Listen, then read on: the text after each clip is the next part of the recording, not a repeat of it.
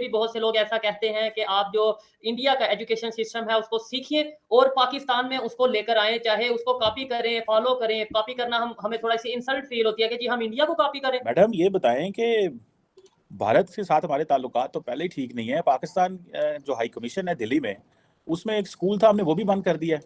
तो उस वक़्त उन्होंने कहा कि बच्चे जो थे वो एडमिशन ही नहीं होता था वहाँ पे, एनरोल ही नहीं होते थे। तो इसलिए कि अगर बाहर जो स्कूल मौजूद हैं दिल्ली में और जगह पे, तो वो शायद ज़्यादा अच्छी एजुकेशन प्रोवाइड करेंगे बजाय इसके कि पाकिस्तान एम्बेसी अपना अलग स्कूल वो 1.5 ईंट की मस्जिद जैसे होती है वो बनाने के बजाय मेरे ख्याल है बाहर जो स्कूल्स हैं उनमें जाके बच्चे पढ़ लें वो ज़्यादा बेहतर है कि भारत ने अचीव किया है अभी तक उसमें एजुकेशन सिस्टम का बहुत हाथ है। हमारा एजुकेशन सिस्टम माने या ना माने बहरहाल हमारा एजुकेशन सिस्टम काफ़ी ख़राब है और उसका रीज़न भी हमें पता ही है कि जिस तरह से टेक्स्ट बुक्स हैं, हिस्ट्री भी गलत पढ़ाई जाती है, कई चीज़ें हैं। सुनने में आ रहा है कि वो जो हाई कमीशन के अंदर जो तादाद कम हुई पिछले साल जो 2020 में आई थिंक, तो उस वक़्त या 2021 में परहैप्स मुझे याद नहीं पड़ रहा।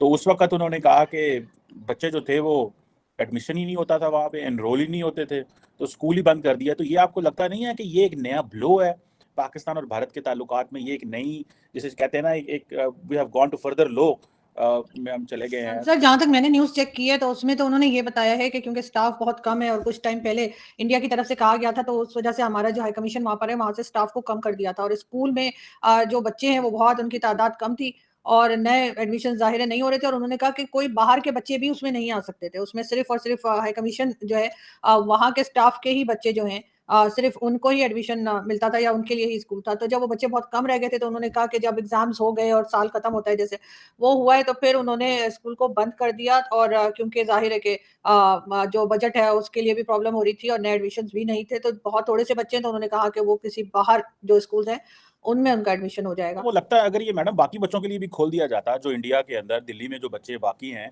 ये तो स्टाफ के लिए ना, लार्जली ये पब्लिक के लिए होता स्कूल, तो हो सकता है कि लोग उसमें और एनरोल होते, एडमिशन अच्छा स्कूल होता, तो ये ज़्यादा अच्छी चॉइस नहीं थी बजाय इसके कि स्कूल ही बंद कर दिया जाए। क्योंकि जैसे फॉर एग्जांपल इस्लामाबाद में भी, यहाँ पे आपको पता है इधर स्कूल्स हैं बच्चों के लिए, डिप्लोमेट्स के लिए, तो वो कोई एम्बेसीज ने तो नहीं खोले हुए, वो तो लार्जली सबके लिए वहाँ पे आ जाए। तो आपको नहीं लगता कि ये भी एक शॉर्ट साइटेडनेस है पाकिस्तानी हाई कमीशन की दिल्ली में?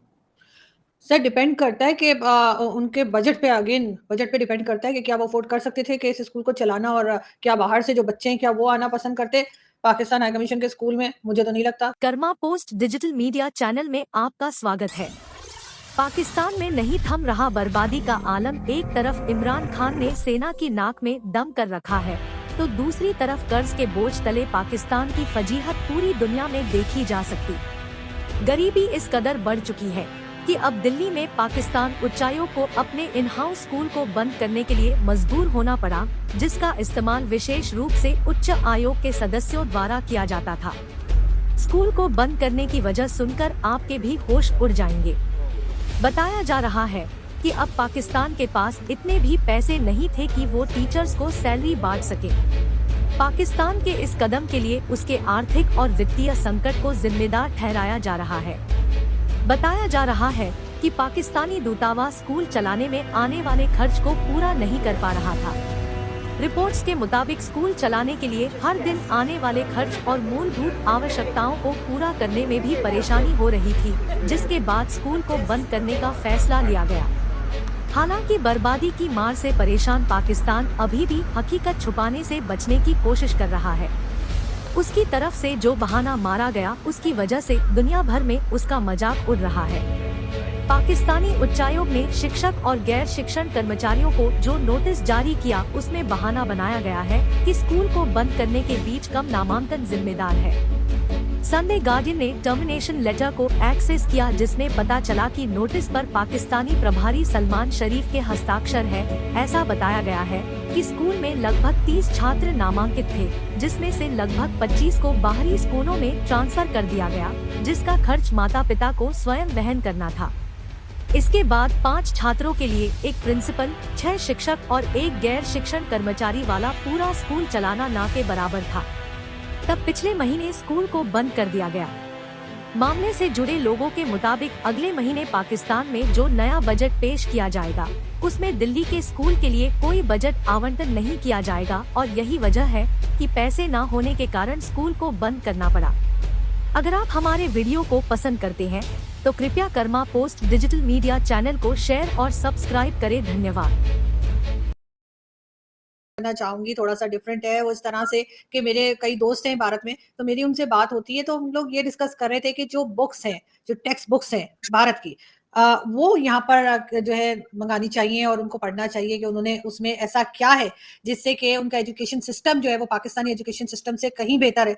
आप देख सकते हैं कि उनके लोग जो है किस तरह से मल्टीनेशनल कंपनीज में भी हैं और ना सिर्फ हैं बल्कि सीईओज हैं और क्या कुछ है। तो आपको लगता है कि कहीं ना कहीं जाकर थोड़ा सा जो एजुकेशन सिस्टम है भारत का, वो हमें सीखना चाहिए, थोड़ा सा स्टडी करना चाहिए या उसको कॉपी करना चाहिए, जो मर्जी कह लें, लेकिन आपको लगता है कि इसकी तरफ थोड़ा सा देखना चाहिए गवर्नमेंट को भी और पब्लिक को भी? भी बहुत से लोग ऐसा कहते हैं कि आप जो इंडिया का एजुकेशन सिस्टम है उसको सीखिए और पाकिस्तान में उसको लेकर आए, चाहे उसको कॉपी करें, फॉलो करें। कॉपी करना हमें थोड़ा सी इंसल्ट फील होती है कि जी हम इंडिया को कॉपी करें। आप कॉपी ना करें, फॉलो कर लें, चले फॉलो भी ना करें, आप ऐसा करें उस जैसा अपना बना लें, फिर मतलब आप थोड़ा सा रिलैक्स रहेंगे शायद। डेफिनेटली देखिए, कोई भी कंट्री है, सिर्फ इंडिया नहीं, मैं कहता हूँ चाइना, मैं कहता हूँ दुनिया का कोई भी ऐसा कंट्री जो कि किसी टाइम पे उसकी कंडीशन ठीक नहीं थी, आज वो बहुत तेजी से डेवलपमेंट की तरफ जा रहा है, तो हमें उसके एजुकेशन सिस्टम को ही पकड़ना होगा, क्योंकि जो भी बेहतरी आती है वो एजुकेशन के थ्रू आती है। अगर मेडिकल की फील्ड में बेहतरी आएगी, अगर इंफ्रास्ट्रक्चर बेहतर होगा, अगर किसी के आप ये कह लें आईटी सेक्टर बेहतर होगा, तो डेफिनेटली जो इंजीनियर हैं, जो डॉक्टर हैं, वो एजुकेशन के थ्रू ही डॉक्टर और इंजीनियर बनते हैं। एजुकेशन सिस्टम बेहतर है तो ही कंट्री बेहतरी की तरफ जा रहा है और हमें डेफिनेटली फॉलो करना चाहिए। 100% एग्री करता हूं मैं इस बात से।